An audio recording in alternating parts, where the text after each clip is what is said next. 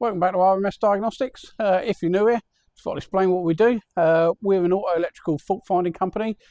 That means from an airbag fault to a headlight fault, or non-starts, non-charging, battery discharges, all that sort of stuff.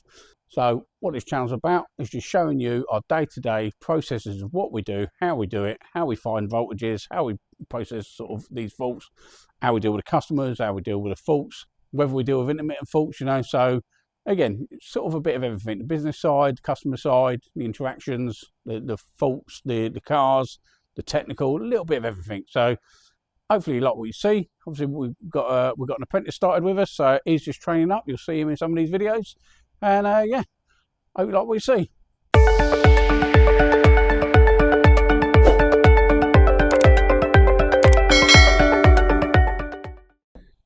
Right, so conclusion from the Golf we had in last week.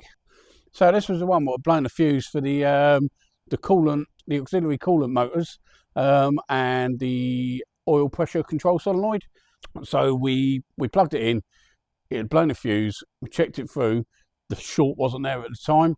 Gone back in with a scan tool, and the solenoid, the oil control solenoid, was actually at fault. Kept saying it was at fault. Kept throwing a code for it. We couldn't get to the plug or the solenoid itself without stripping all the air conditioning compressor off, all the drive belt off, pulling it forward. So we got up on a ramp, done all that last week, checked the solenoid, and it was open circuit. It was faulty.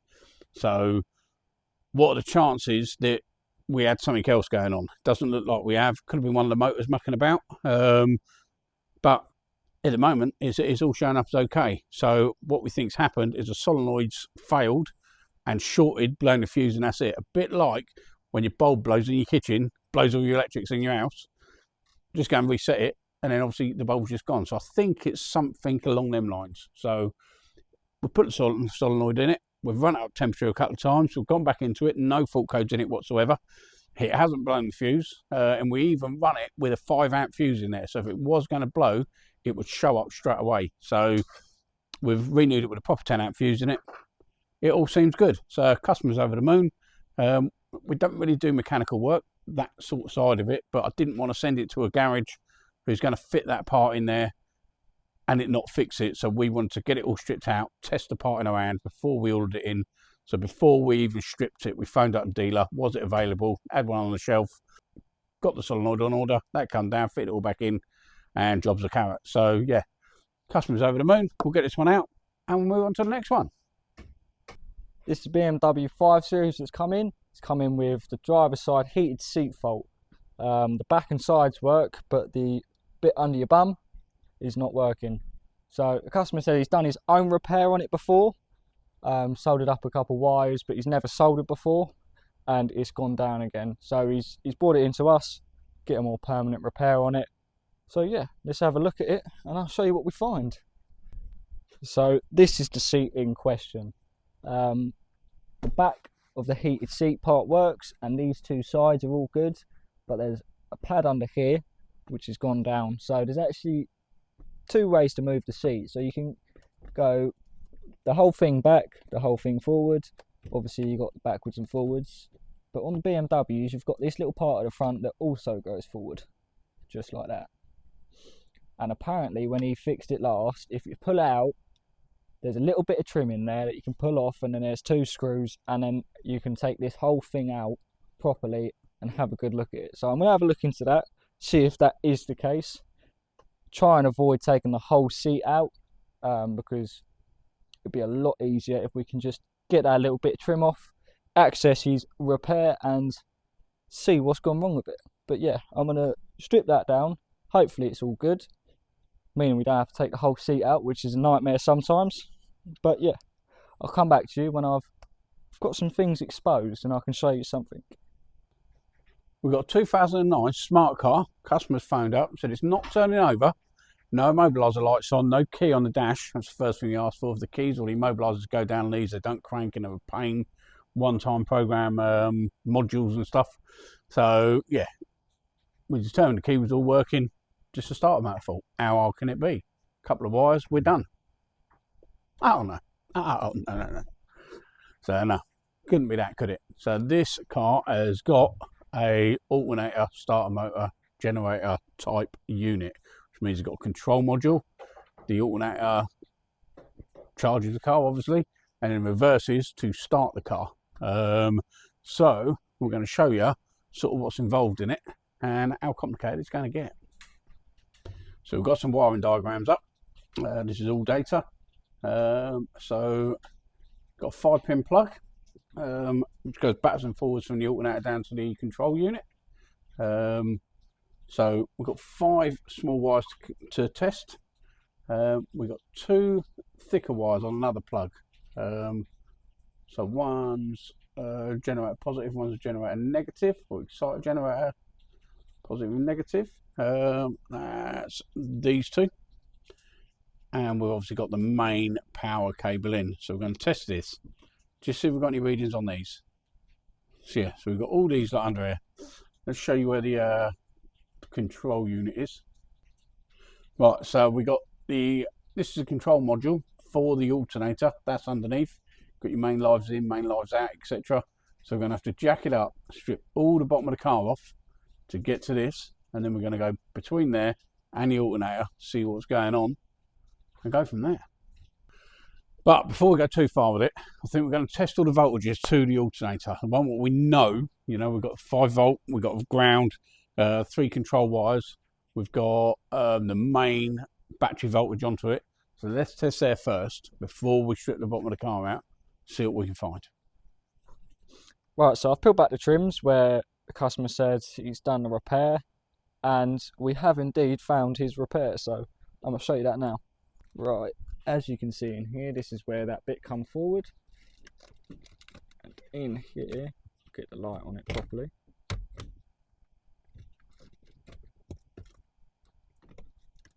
Is the repair that he's done.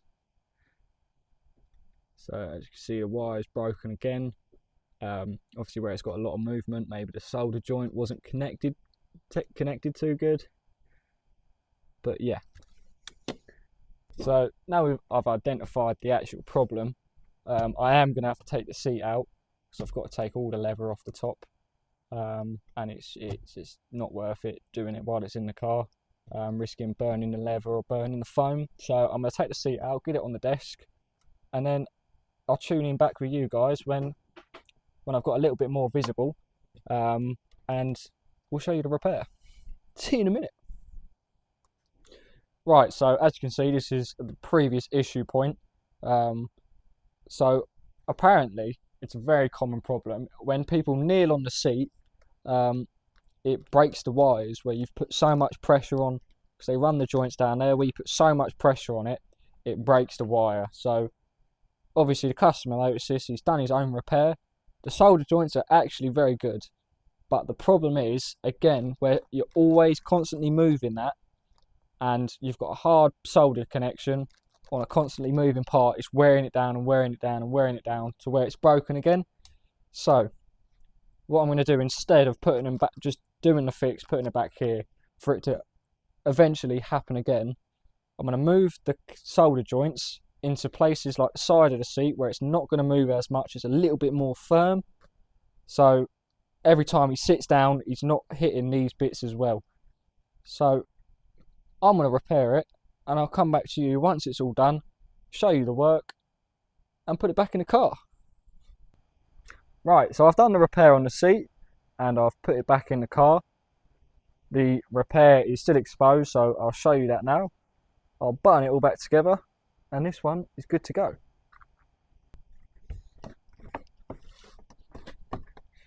Right, so as you can see, there's one solder joint over there and another one just in there, and this is the plug that goes onto the front of the seat that moves forwards and backwards. But I've moved the solder joints to each side of the seat where there's less movement, so it's not going to get squished, and I've actually cable tied it to this little bar that runs across that zip ties the seat leather to the actual seat frame, so that will stop it moving. So, and I've also cable tied it in the middle just for a bit of extra support. Right, everybody, so the seat's back in, and as you can see on the thermal imaging camera, It is indeed working. It's quite a funky view. Job's a carrot. Right, so deposits, how do they sort of work? People have been asking me how it's affecting the business. Do people ever go away from it? And that, look, they seem to be good about it. Most customers, yeah, no, I understand. I'll pay the deposit. I'm committed to you. You're going to commit to me, blah, blah, blah. So all good. Yes, working very well. Had a customer come in this morning, dropping his Volkswagen Charan in, phoned up last week. We asked exactly the same questions. Is it a permanent fault? Blah, blah, blah, blah. Yep, it is. Okay, we'll take the job on. Had a handbrake fault. He's had a motor fitted. He wouldn't even tell me what garage had done it, but he wasn't pleased with them. Fitted a load of parts on it, hasn't fixed it. So he's paid the deposit. And then he turned up yesterday morning. He said, well, I will let you know it's actually fixed itself. So, yeah. So I just needed to check it, tell me it's not going to happen again. That doesn't work, you know. We don't know what the fault was. Very rarely are we going to find the fault after that, you know. We could strip it all out, charge him a load of money to tell him we haven't found it, you know. So it's not the way we'd like to work. That's why we asked, was it a permanent fault? So he's like, well, what do we do now then? So I'm not really going to be able to find it, you know. So what can I do? When did it fix itself? Oh, the day I spoke to you. So he's waited a week to come in. The day I spoke to you, it fixed itself in the afternoon. I said, if you'd have phoned up and just said that, I said, well, I'll tell you what, I'll cancel you out of the diary. I'll keep your deposit for another week or so, you know, so we'll have it for a couple of weeks. If you phone me up in a couple of weeks' time, say, no, it hasn't played up, I'll give it back to you. You know, it's not an issue, you know, it was half a day. So you do get people phone up, pay the deposit and go, no, I found somewhere else. You know, I should charge them a handling fee for doing all the paperwork, and I have to put it on the invoice package, take it back out. You know, it does become a pain when they pay the deposit and then start phoning around everywhere. But this fella's a genuine fella, you know, it just happened. So I said, well, you know, you've turned up on the day. I can't replace that job now today, you know. So we got it in, we checked it through, couldn't find anything on it. We would have gone into the car because it's got a flexible cable out the handbrake. Wiggled all that, checked all the readings, everything was good, couldn't replicate the fault. The next bit was get inside the car, pull the carpet up, because they do have a little area where they're corroding inside there. But his boot was full of dog covers, seats all folded down, full of dog hairs and that. And I was like, look, it is his works vehicle. So if we do want to do that, it's going to be a bit of work. So, you know, get all that cleaned out. If it happens again, we know where to start. So, yeah, so you've got to sort of judge each job, how they come, customer, how they come. Like I say, great customer, but he changed the job, then coming on the day to let us know. So, you know, unfortunately, if he'd said didn't want it done, we would have just kept the deposit, because the deposit is to confirm an appointment and to confirm we're going to make money that day. So yeah, so that's what we reckon. So this is the 5-pin plug. So it's a 6-pin plug, and over 5 of them are populated. And it is 1, 2, 3, 4, and 5. Yeah, number 6 not used. So let's see, go back to the diagram, just double check what we're going to be checking. So on this pin 1 is going to be ground, pin 2 is going to be 5 volt, and then 3, 4, and 5, it looks like just 3 phases of the sensor. So let's double check these 2, and I would think these 3 should be very similar readings. So let's have a look at that. This is the 5-pin connector. We've got our earth. We've got a 5 volt reference. And then on pin 4 and 5, we've got 4.5 volt return signal. But on pin 2, we've got nothing. Now, this is the point where we get involved. You know, this is the difference between auto electrics and people that plug cars in. So most people would have plugged the car in, seen it had alternator position sensor fault on it, and they've gone, oh, there we go, it's going to be the alternator. It's got some whack marks on there. Looks like the recovery firm might have given it a bit of a donk. So we've tested, we know we've lost the voltage. Looks like we've lost the voltage from the control unit from underneath. Again, most people go, oh, it must be that end. Or they would have fitted that alternator, not that, stripped it all out, put the control module on it, not that. We get them down time and time again where it's had the 2 main parts it needs, and they haven't checked anywhere in between. So normally we would strip out. If it wasn't such a pain to strip out the underneath, we probably would do that. But before we do that, I think we're going to cut this wiring off. You know, this is the flexible area, hot and cold, all that sort of stuff. Underneath obviously gets a bit of corrosion, but let's spend 10 or 15 minutes up top, see what we can find up here before we start stripping out underneath. Again, testing, not guessing. Well, that didn't take long. Let's show you what we found. So we just stripped all the insulation off, gave it a bit of a tug test. You can see where, which one was it? Oh, that one there. They sort of sit at a funny angle. This one was sat across even further, so it's been sat at that angle all its life, probably wiggling. Pulled it out, and that pin, yep, pin number 2, is faulty, broken. So before we go too much further, I'm going to give it a little, just a little connect up, and see if it's going to work. If it does, put a new pin in it. If it don't, we're in trouble. So quick bypass on it. Should do that. All right, let's see if the codes are clear. Let's see if, so that code is now gone to stored. Cleared ETC. And no faults. So we've done no fault codes. Let's give it a go.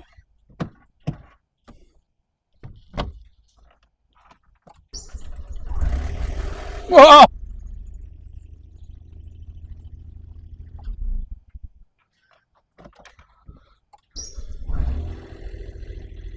That's so quiet. I've ever worked on an alternator stop-start thing was that quiet. So one more time.